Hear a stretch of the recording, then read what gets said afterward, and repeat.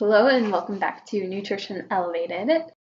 Today I thought I would do something a little bit different and I am just sitting down, super casual. I have some coffee from the hotel. This isn't my normal setup. I'm in a hotel room actually. In my weekly series where I interview dietitians from around the world, I always start by asking what inspired them to get into dietetics. Right now I just wanted to kind of just sit here casual, sip my coffee, though it is cold, and just talk about what inspired me to get into dietetics and what led me down the path of becoming a dietitian. Yeah, it's like iced coffee basically now.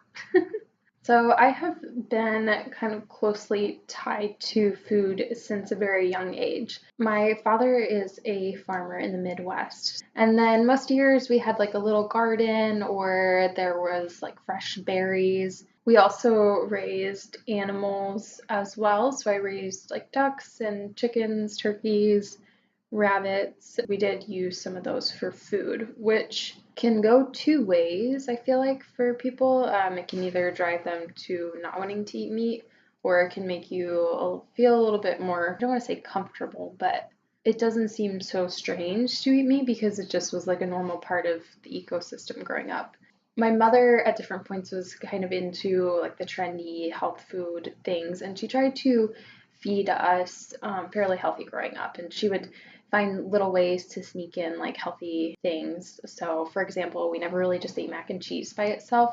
If we did get the pleasure of having mac and cheese, she would put tuna in it, so we were getting some fish in there and some omega-3s. And we normally ate like whole grain products instead of white products. We didn't really keep like chips or soda or anything like that stocked in the house. So it was a lot of like fresh foods, foods from the garden, maybe canned foods at times, and just like a lot of fruits and vegetables and some meats and meat and potatoes, of course, because when you're in the Midwest, that's the way it is. When I was in high school, I had a good friend my freshman year who was pretty into health and nutrition, and my mother was at the time too. So actually, she would come and spend the night and just would like talk my mom's ear off, or they would talk to each other about nutrition and health and different studies or things that they both had been reading. And I was kind of like, yeah, that's cool, but like, let's do something else. So I wasn't as into it as my friend Rachel was at the time, but I believe she was the one who introduced me to the thought of becoming a nutritionist or a dietitian because that's something that she was interested in. But at the time, I really wasn't. So we were actually really close, but then my friend Rachel moved away after my freshman year of high school, which I was super sad about. So I lost that friend that was really into nutrition. But somewhere in the next couple of years in high school, I kind of picked up that interest in nutrition. And because of my friend Rachel, I already knew that a dietitian was a career path. For a school project, I believe I connected with a dietitian and interviewed them. I think they were clinical dietitians, really intrigued by the idea of becoming a dietitian. About 30 minutes away from where I lived, there was a very small university called Bluffton University that did offer a nutrition and dietetics program. So I kind of wanted to try it out. So my senior year of high school, I took a couple of classes. They weren't nutrition classes, but just classes at Bluffton University. After that, I knew I definitely wanted to go there for college. So I worked and saved up, and my parents helped out a little bit, and we made it work. I remember parts of it being really tough. So I'm not sure if this is quite the same aim goal because I ran out of memory card space, so I had to put in a new memory card, but let's continue. So I spent 4 years at Bluffton University. That's where I completed my bachelor's in food and nutrition with a dietetics concentration. Different colleges have different ways of kind of wording how it is, but you just want it to be an accredited program in dietetics. I'll link a list down below of the current accredited programs so you can check them out if you're interested. In high school, I did take chemistry, biology, AP biology, and I think that this was a huge help in transitioning into the college level science classes. I don't know what I would have done if I hadn't taken chemistry in high school. I went to classes with some people who never did, and they struggled. And I already struggled in the college level chemistry classes, with taking my high school chemistry course. I can't imagine if I hadn't done that. I would have been so lost and it would have been so hard. So if you are thinking about going into the program and you're still in high school, definitely take advantage of all the science classes that you can, especially chemistry. You're going to be doing a lot of chemistry. But anyways, I'm glad that I took advantage of those science classes in high school. I didn't really have any idea how involved the sciences would be in nutrition and dietetics undergrad. And I think a lot of people, that can be a deterring factor. I saw a lot of people kind of end up switching their major or straying away from nutrition and dietetics because the sciences were just a lot.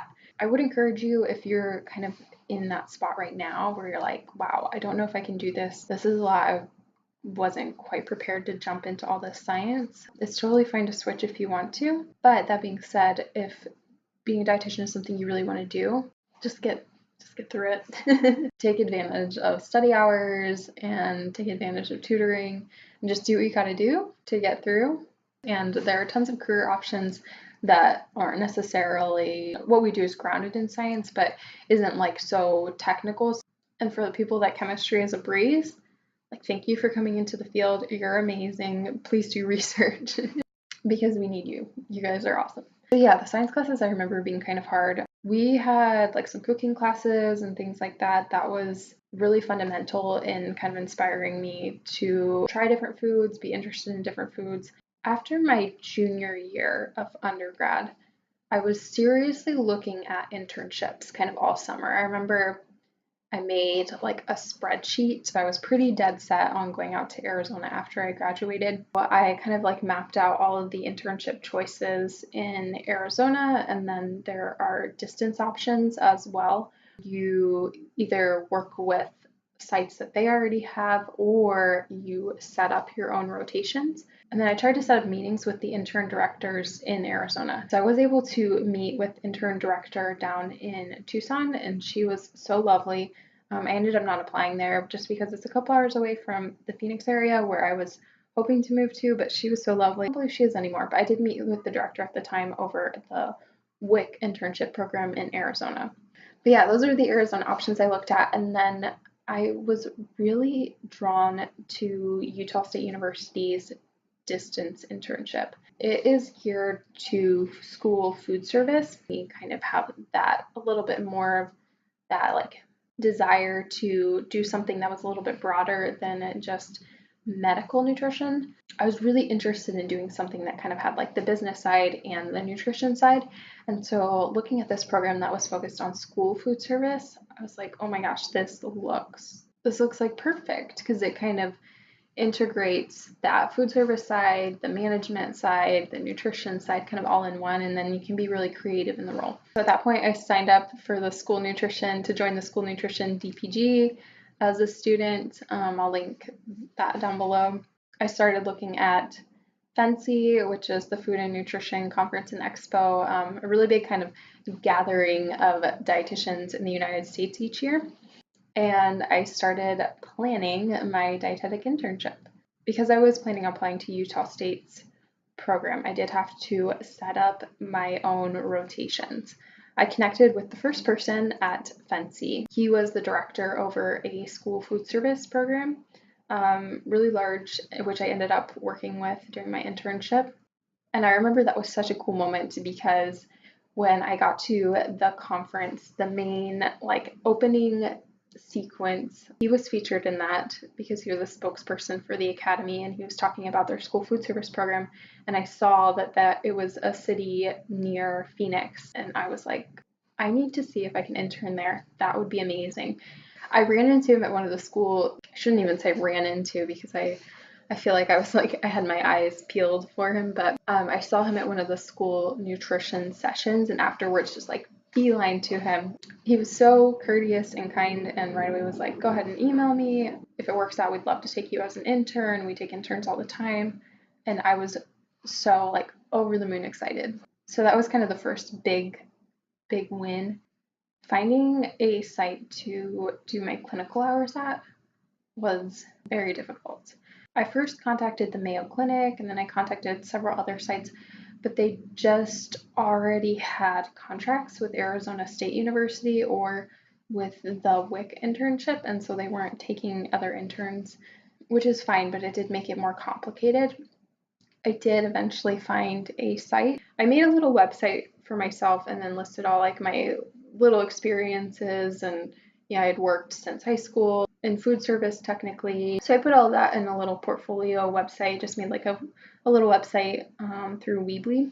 Somehow I called her and emailed her, and in the email I sent this site over with my like information, my little portfolio, some photos, and I remember saying, you know, like I know I'm out of state, you haven't met me, I'm far, so I'm not sure if I can like come in and actually meet you, but here's some information about me, here's some photos, here's my work experience, so you can kind of see who I am, and it's not just this like blind ask. I knew other interns who did distance in the Phoenix area, but for their clinical hours, they actually had to go up north to like Prescott or Flagstaff or other areas because they couldn't get anything in Phoenix. So I felt super fortunate. So I did both inpatient and outpatient through them and through their like related hospitals. Then I secured a long-term care rotation through somebody who had worked with Utah State University interns in the past. Since I was super interested in school food service, I also set up some little rotations on my own kind of outside of the internship to kind of watch the school meal review process and work with the county on that. And I also toured at an eating disorder clinic for just a day, but that was really, really helpful. Those were the rotations I set up before I applied to Utah State University. I was just super passionate about school food service. I actually interned with a food service director during my senior year. I asked if I could intern with her. She showed me the school meal review process. We helped a couple other local small schools with their school meal review. So that was a really great experience. And then I was able to work in an elementary, a middle school, and a high school food service setting. And then I also set up like a little wellness fair at a local school as well to get a little more experience. And all of that kind of combined together just added to my portfolio. The focus of their internship was what I was focused on as well. And so I just wanted to show them like, hey, we're a good match. This is what I'm interested in. Even though I didn't end up going into that, that's totally what I intended to do at the time.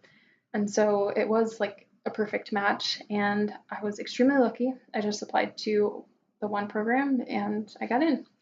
I know that's not everybody's experience, but I think my number one piece of advice with the internship would be, you know, really look at what you want to do or the potential of what you want to do if you don't know quite yet. Don't be afraid to niche down and focus just on one area. So if like, for example, for me, it was school food service. So I contacted a dietitian school food service director, got some experience with her, made my own experiences, you know, volunteered at a school to do a little health fair, any sort of like school nutrition education or school nutrition food service that I could do, I did to kind of get that experience in. Another thing to consider with distance options, some of them have some sort of like previous work requirement. So if you are able to have a job in high school or college doing like food service, anything kind of related to nutrition, then that will make you a little bit more eligible for some internships. So I did my intern hours out here in Arizona. I loved the distance format. I thought it was very flexible. Utah State was amazing, and you're actually able to start on your master's with them. So at some point, I'm hoping to finish with them. But I had such a good experience. I love their internship. So just like a quick overview of my undergrad and internship experience.